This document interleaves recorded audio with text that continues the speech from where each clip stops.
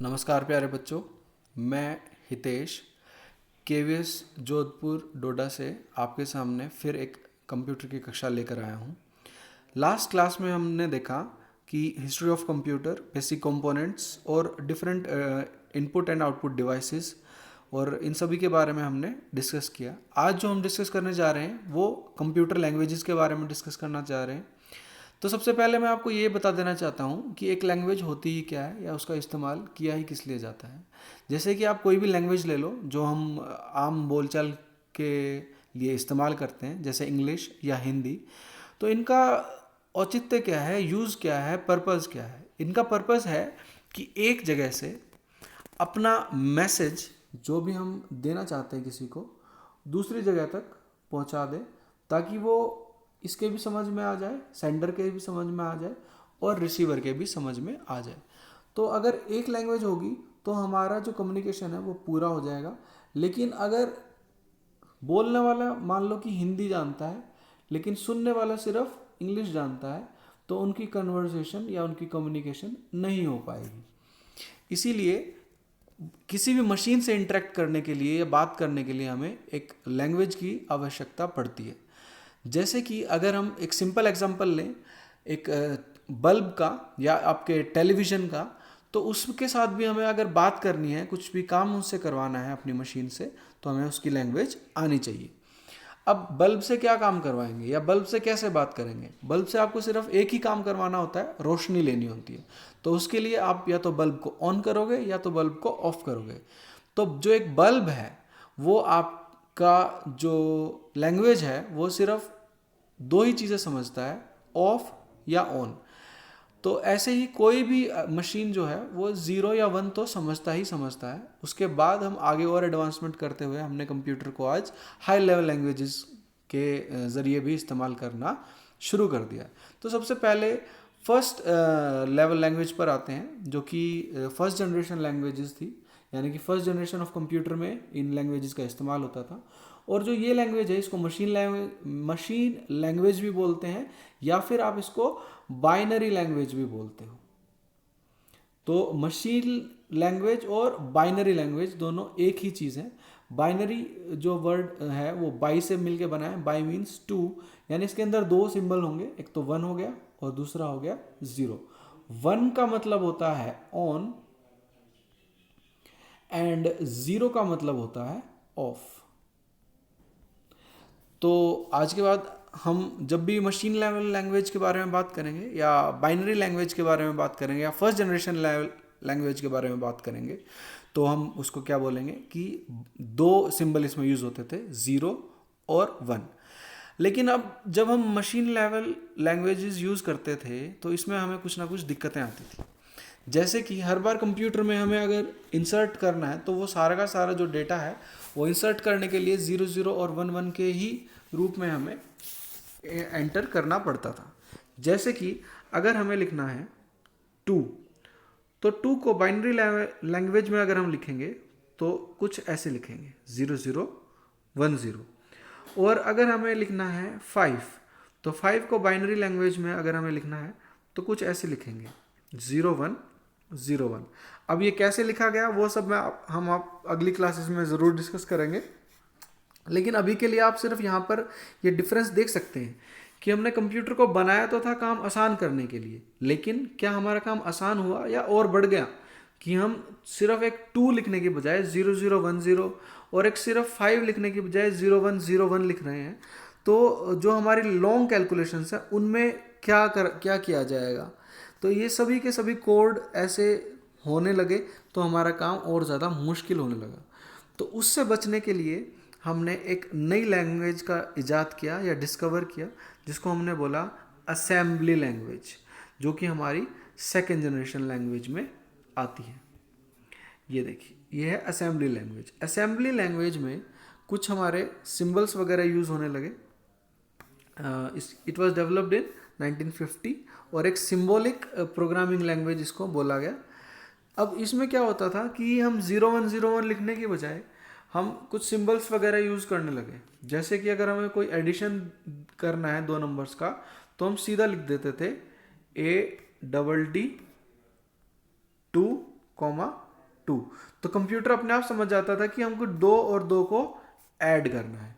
अगर हमें सब्ट्रैक्ट करना है तो हम इसमें लिख देते थे SUB 3,1, यानी 3 में से 1 को सब्ट्रैक्ट कर दो और कंप्यूटर हमारा आंसर दे देता था 2। तो ये थोड़ा सा इजी हुआ, लेकिन इसमें भी कुछ ना कुछ दिक्कतें थी कि कब तक और कितने सारे हम जो सिंबल्स हैं उनको याद रखेंगे। इसीलिए फिर हमारा जो नेक्स्ट डेवलप हुआ वो हुआ हाई लेवल लैंग्वेजेस, जिनको हम थर्ड जनरेशन लैंग्वेज बोलते हैं। हाई लेवल लैंग्वेजेस का मतलब क्या हुआ, इनमें वही लैंग्वेज यूज़ होने लगी जो हम आम बोलचाल में यूज़ करते हैं, जैसे कि इंग्लिश। अब इसके जो एग्जांपल्स हैं हाई लेवल लैंग्वेज के वो क्या हैं, Fortran, COBOL, basic, pascal, PL1 और भी बहुत सारी। इवन के C++ भी हाई लेवल लैंग्वेजेस के एग्जांपल हैं। तो इनमें क्या होता है कि हम जो भी इंस्ट्रक्शंस लिखते हैं या प्रोग्राम्स लिखते हैं वो इंग्लिश में लिखते हैं, ना कि सिंबल्स में। तो हमारा काम और आसान हुआ। अब उसके बाद आता है fourth generation language. Fourth generation language को हम बोल देते हैं क्वेरी लैंग्वेज। क्वेरी का मतलब होता है कोई भी क्वेश्चन होता है, जो बेसिक अगर इंग्लिश का हम देखें तो क्वेरी का मतलब होता है क्वेश्चन। लेकिन अब इसमें क्या, इसमें किस लिए यूज़ हो रहा है, ये हम क्यों उसको क्वेरी लैंग्वेज बोल रहे हैं वो हम पढ़ते हैं। 3 generation language are procedural in nature. अब प्रोसीजरल का मतलब क्या हुआ, प्रोसीजरल का मतलब हुआ कि हम एक पर्टिकुलर स्टेप ऑफ जो सीक्वेंस है उसके हिसाब से ही चलेंगे। यानी नंबर 1, नंबर 2, नंबर 3, पहले नंबर पर ये करना है, दूसरे पर ये, तीसरे पर ये। तो ऐसे कुछ करके हमारे प्रोग्राम्स बनते थे हमारे प्रोसीजरल लैंग्वेजेस में। लेकिन फोर्थ जनरेशन लैंग्वेजेस में क्या हुआ कि वो व्हाट पर ध्यान ना देकर, हाउ पर ध्यान ना देकर व्हाट पर ध्यान दिया जाता है। Means how the program gets programmed and procedure requires the knowledge of how the program will be solved. लेकिन जो क्वेरी लैंग्वेजेस हैं उसमें जो हमारा फोकस होता है वो हाउ पर नहीं व्हाट पर होता है कि हमें काम क्या करना है। और इसका एक एग्जांपल जो है वो SQL है, जिसकी फुल फॉर्म होती है स्ट्रक्चर्ड क्वेरी लैंग्वेज। ये आपके डेटाबेस में यूज़ होती है। तो ये थे आपके 4th जनरेशन लैंग्वेजेस। अब है 5th generation languages. 5th generation languages का मतलब क्या हुआ, ये जो जनरेशन है लैंग्वेजेस की, इसमें बहुत ही ईजी हो जाता है किसी भी कंप्यूटर को अपनी इंस्ट्रक्शन देना। फॉर एग्जांपल आप जो गूगल सर्च यूज़ करते हो उसमें वॉइस सर्च का भी ऑप्शन होता है। तो जो वो वॉइस सर्च है वो एक तरह से 5th जनरेशन लैंग्वेज के ऊपर काम करता है, यानी कि आर्टिफिशियल इंटेलिजेंस पर काम करता है। तो ये हुआ आपका 5th जनरेशन लैंग्वेज। इसके कुछ एग्जांपल्स हैं प्रोलॉग, OPS 5 एंड मर्क्यूरी। अब लैंग्वेजेस के बाद हम आते हैं GUI बेस्ड लैंग्वेजेस पर। GUI बेस्ड लैंग्वेजेस क्या हुई, GUI means graphical user interface. यानी कि आपको जो शो हो रहा है, जो यूज़र को जो ग्राफिक्स दिख रहे हैं, जो पिक्चर्स दिख रही हैं, उनके हिसाब से जो कंप्यूटर है वो इंस्ट्रक्शंस लेगा। तो वो हो जाते हैं graphical user interface based languages. इनके जो एग्जांपल्स हैं वो आप हायर क्लासेस में ये लैंग्वेजेस बिल्कुल करेंगे। सबसे पहला जो एग्जांपल है वो है विजुअल बेसिक का, फिर visual C++, C#, visual basic .NET and visual basic 2005। उसके बाद आती है बारी सॉफ्टवेयर की। अब अभी तक हमने सॉफ्टवेयर को तो देखा कि सॉफ्टवेयर क्या होता है, हार्डवेयर क्या होता है, लेकिन अब हम देखेंगे कि डिफरेंट टाइप्स ऑफ सॉफ्टवेयर क्या होते हैं। डिफरेंट टाइप ऑफ सॉफ्टवेयर्स आप जैसे कि इस पिक्चर में इजीली देख पा रहे हो कि 2 तरह से सॉफ्टवेयर्स होते हैं। सबसे पहले सिस्टम सॉफ्टवेयर, दूसरे application software. Basically system software जो हैं वो सॉफ्टवेयर होते हैं जो आपके सिस्टम को रन करने के लिए नेसेसरी होते हैं, जिनके बिना आपका सिस्टम रन ही नहीं करेगा, वो काम ही नहीं करेगा। जनरली ये जो सिस्टम सॉफ्टवेयर्स होते हैं ये बिल्ट इन होते हैं, पहले से ही डले डलाए आते हैं। इनके एग्जांपल्स देख लेते हैं। ऑपरेटिंग सिस्टम यानी कि विंडोज़ या लाइनेक्स, या आपका अगर फ़ोन की बात करें तो उसमें एंड्रॉयड ऑपरेटिंग सिस्टम है, और अगर आईफोन या एप्पल वाले फ़ोन की बात करें तो इसमें जो है iOS होता है, यानी आईफोन ऑपरेटिंग सिस्टम होता है। अब नेक्स्ट जो है वो हमारे एप्लीकेशन सॉफ्टवेयर्स, ये डील करते हैं अलग अलग एप्लीकेशंस में। मतलब कि अगर ये आप डालो या ना डालो आपका काम चल सकता है। तो इनको हम अपने स्पेसिफिक पर्पस के हिसाब से इंस्टॉल या अनइंस्टॉल कर देते हैं कंप्यूटर में। तो ये भी दो तरह से होती हैं, एक तो जनरल पर्पस जैसे कि जो हर एक जगह पर यूज़ होंगी, जैसे MS वर्ड, फोटोशॉप एट्सेट्रा, और दूसरा हुआ कस्टमाइज सॉफ्टवेयर। कस्टमाइज सॉफ्टवेयर मतलब एक फिक्स्ड चीज़ के लिए ही जो बनाए जाते हैं, जैसे इनवॉइस, रेलवे रिजर्वेशन सिस्टम, तो ये भी एक तरह से सॉफ्टवेयर है। तो आशा है आप सभी को ये क्लियर होगा। अब आगे चलते हैं, एग्जांपल्स देखते हैं। System software that directly operates the computer hardware to provide basic functionality needed to by the user, and other software and to provide a platform for running application software, these are called system softwares। कि भाई application software को चलाने के लिए जो जिन software की minimum requirement होती है वो होते हैं हमारे सिस्टम सॉफ्टवेयर, जैसे कि ऑपरेटिंग सिस्टम, जैसे कि लैंग्वेज प्रोसेसर्स, एंड जो आपके डिवाइस होते हैं उनके ड्राइवर्स। आजकल जो डिवाइसेस के ड्राइवर्स हैं, यानी कि जो माउस है, कीबोर्ड है, मॉडेम है, इनको आप कनेक्ट तो कर लोगे सीपीयू से, लेकिन सीपीयू को क्या पता कि इसका क्या काम है या ये कौन सा डिवाइस कनेक्टेड है। तो उसके लिए हमें उसका एक ड्राइवर डालना पड़ता है, कुछ सेटअप करना पड़ता है। पहले क्या होता था कि हर एक डिवाइस के साथ, इवन आपके कीबोर्ड के साथ या माउस के साथ एक सीडी आती थी जिसको हमें इंस्टॉल करना पड़ता था। लेकिन आजकल यूएसबी बेस्ड चीज़ें आ रही हैं, प्लग एंड प्ले वाली चीज़ें आ रही हैं। तो प्लग एंड प्ले का मतलब ही ये होता है कि उसमें आपको अलग से इंस्टॉल करने की ज़रूरत नहीं होती है। जैसे आप उसको प्लग इन करोगे वो अपने आप जो सेटिंग्स हैं वो इंस्टॉल उसकी हो जाएंगी। अब उसके बाद आता है एप्लीकेशन सॉफ्टवेयर, जैसे हम बात कर चुके हैं, ये स्पेसिफिक पर्पसेस के लिए होती है, जैसे MS Word, Excel, PowerPoint, Photoshop, और management systems, airline reservation system, और यूटिलिटीज़ होती हैं जो हमारे मेनली कंप्यूटर में काम आती हैं, जो हमारे कंप्यूटर को ठीक ठाक चलाने में मदद करती हैं, जैसे कि एंटीवायरस, मेमोरी टेस्टर, डिस्क पार्टीशनर और डिस्क फ्रेगमेंटर एक्सेट्रा। अब इसके बाद बारी आती है कंप्यूटर मेमोरी की। कंप्यूटर मेमोरी क्या होती है, ये जैसे कि हम पहले थोड़ा डिस्कस कर चुके हैं मेमोरी के बारे में। It is just like human brains and it is use to store data and instructions. Computer memory is storage space where computer in the computer where the data is to be processed and instructions are required for processing are stored। अब तीन तरह से memory होती है, मैं आपको थोड़ा सा इनके बारे में बता देता हूँ। सबसे पहले होती है कैश मेमोरी, इसको कैचे नहीं बोलते हैं बेटा, इसकी जो प्रोनाउंसिएशन है वो है कैश। कैश मेमोरी, प्राइमरी या मेन मेमोरी, और सेकेंड मेमोरी। अब इनमें डिफरेंस क्या होता है वो मैं आपको बता देता हूँ। कैश मेमोरी क्या होती है, it is very high speed memory, semiconductor memory which can speed up the CPU. It acts as buffer between CPU and main memory. It is used to hold those parts of data and program which are the most frequently used by the CPU। इसकी जो advantages है वो आप देख लीजिए, पहले हम पढ़ लेते हैं, उसके बाद मैं आपको बहुत आसान तरीके में इनको समझा दूंगा कि होता क्या है एक्चुअली। एडवांटेजेस क्या है, it is faster than main memory, it consumes less time, it stores program executed for a short period of time, ये इंपॉर्टेंट है, it stores data for temporary use. Disadvantages क्या होती हैं, इसकी लिमिटेड कैपेसिटी होती है और ये बहुत ज़्यादा एक्सपेंसिव होती है। उसके बाद प्राइमरी मेमोरी या मेन मेमोरी की अगर हम बात करें तो जो हम पहले ये फिगर देख चुके हैं रैम की, तो ये होती है प्राइमरी मेमोरी। प्राइमरी मेमोरी की कैरेक्टरिस्टिक्स क्या होते हैं, ये सेमीकंडक्टर से बनी होती है, इसको मेन मेमोरी कहा जाता है, वोलेटाइल मेमोरी होती है। अब वोलेटाइल का मतलब क्या होता है, ये सारी चीज़ें मैं आपको बताने वाला हूँ। Data is lost when switched off, और ये फास्टर होती है सेकेंडरी मेमोरी से। उसके बाद हमारा रैम और रोम में हम डिफरेंस करेंगे, और फिर हम सेकेंडरी मेमोरी देख लेते हैं कि सेकेंडरी मेमोरी क्या होती है।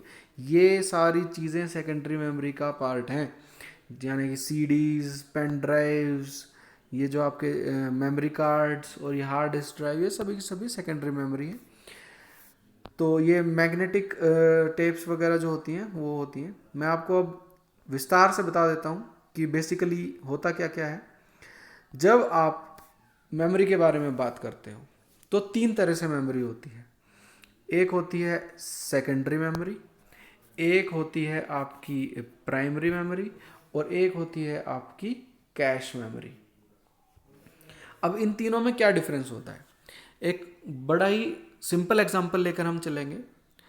जो प्राइमरी मेमोरी होती है वो आपका दिमाग होती है, माइंड होती है।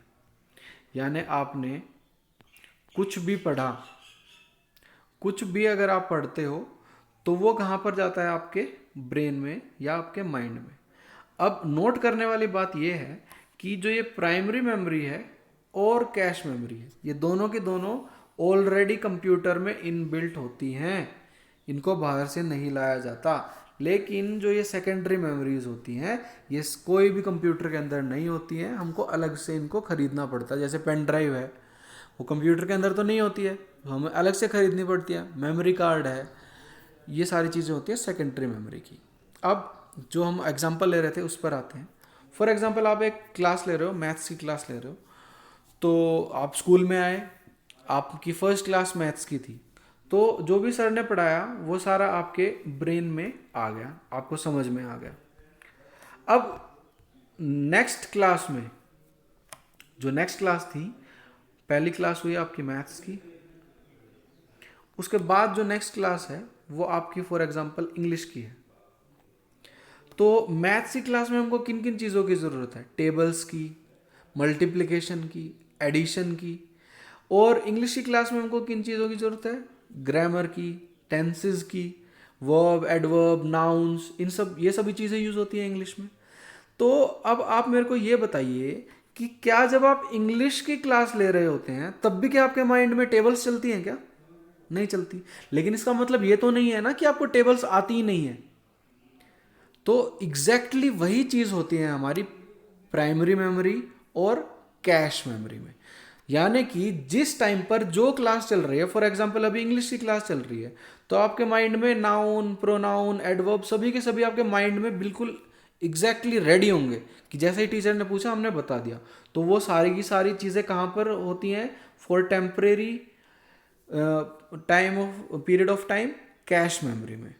लेकिन प्राइमरी मेमोरी में या मेन मेमोरी में क्या होती हैं, वो चीज़ें जो आपने मैथ्स की क्लास में पढ़ी थी कहीं ना कहीं आपके माइंड में है अभी भी, लेकिन वो अभी के लिए यूज में नहीं है, इसलिए उनको एक जगह पे स्टोर कर दिया जाता है। और जो अभी रिसेंटली यूज करनी है वो हमारी कैश मेमोरी में आ जाती है। अब इनको स्टोर भी तो करके रखना है, तो स्टोर आप कहाँ पर करते हो? हर एक चीज़ आप माइंड में तो स्टोर नहीं करते, नोटबुक्स बनाते हो ना, तो नोटबुक्स में कुछ ना कुछ लिखते हो, तो वो क्या हुआ, स्टोरी तो कर रहे हो। तो वो जो नोटबुक में आप नोट्स बनाते हो या कोई भी असाइनमेंट बनाते हो, क्वेश्चंस लिखते हो, वो सभी क्या होती हैं, सेकेंडरी मेमोरी। यानी अगर हम अपने रियल लाइफ एग्जांपल से लेकर बात करें तो जो आपकी सेकेंडरी मेमोरी है वो है आपकी नोटबुक्स या रजिस्टर्स।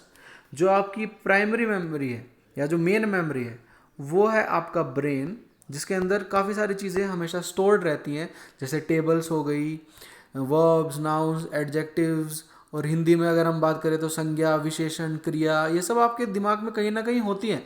लेकिन अगर इंग्लिश की क्लास चल रही है तो उसमें आपको किस चीज़ की ज़रूरत है, वर्ब्स की, नाउन्स की, तो इन सब चीज़ों की ज़रूरत है। तो एकदम से आपका माइंड यहाँ से ये दो टॉपिक्स उठाकर यहाँ पर रख देता है, आपके फोर माइंड में ले आता है, फोर ब्रेन में ले आता है। तो कैश मेमोरी हमारी क्या हुई, फोर ब्रेन हो गई।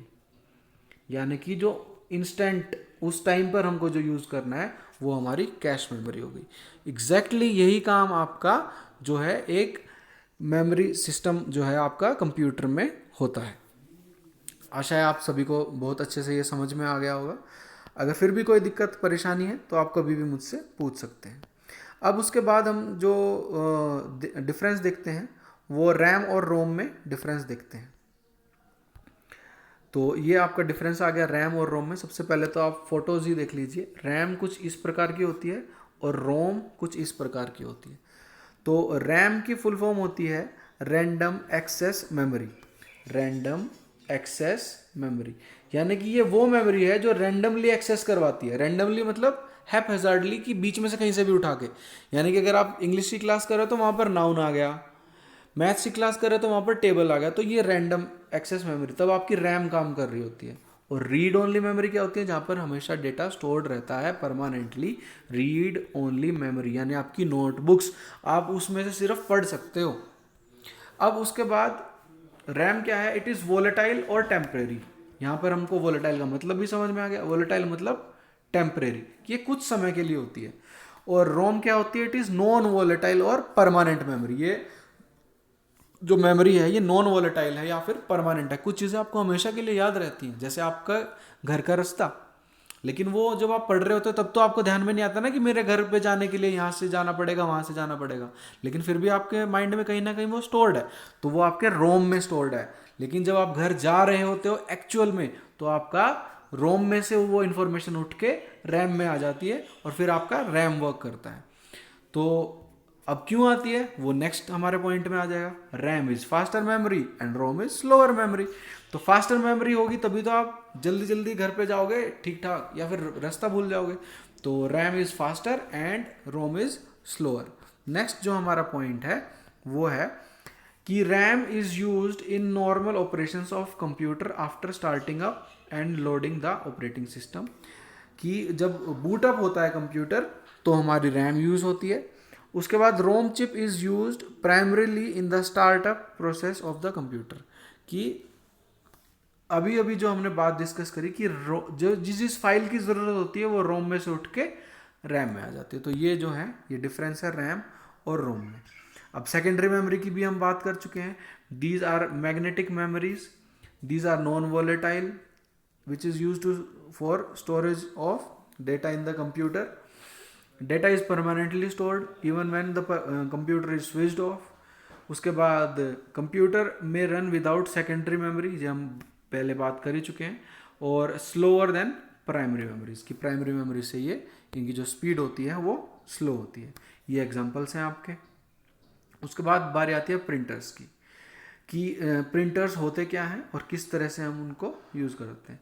कि एक परमानेंट आउटपुट के लिए हमको प्रिंटर यूज़ में आता है पेपर पे, कि हमको एक हार्ड जो कॉपी है वो किसी भी चीज़ की मिल जाए। तो अब प्रिंटर दो तरह से होते हैं, जैसे कि आप डायग्राम में देख पा रहे हैं। एक तो इम्पैक्ट प्रिंटर और एक नॉन इम्पैक्ट प्रिंटर। इम्पैक्ट का मतलब जो टच होकर चलते हैं, यानी कि जो हमारा हेड होता है जो प्रिंटर पे वो टच होता है। जैसे कि अगर आप पेन यूज़ कर रहे हो तो पेन को आप नोटबुक पे रखते हो, टच करते हो, तभी तो लिखा जाता है। तो वो वैसे जो प्रिंटर काम करते हैं वो होते हैं इम्पैक्ट प्रिंटर्स। और जो वैसे काम नहीं करते हैं, दूर से ही लिख देते हैं, तो उनको बोलते हैं हम नॉन इम्पैक्ट प्रिंटर्स। इनके एग्जांपल्स देख लीजिए। इनके फर्दर जो इनको डिवाइड किया गया है वो करेक्टर प्रिंटर्स और लाइन प्रिंटर्स। करेक्टर प्रिंटर में करेक्टर बाय करेक्टर प्रिंट होते हैं और लाइन प्रिंटर में डायरेक्टली एक पूरी की पूरी लाइन प्रिंट हो जाती है। और इसका एग्जांपल है डॉट मैट्रिक्स प्रिंटर, जो हम पहले कर चुके हैं।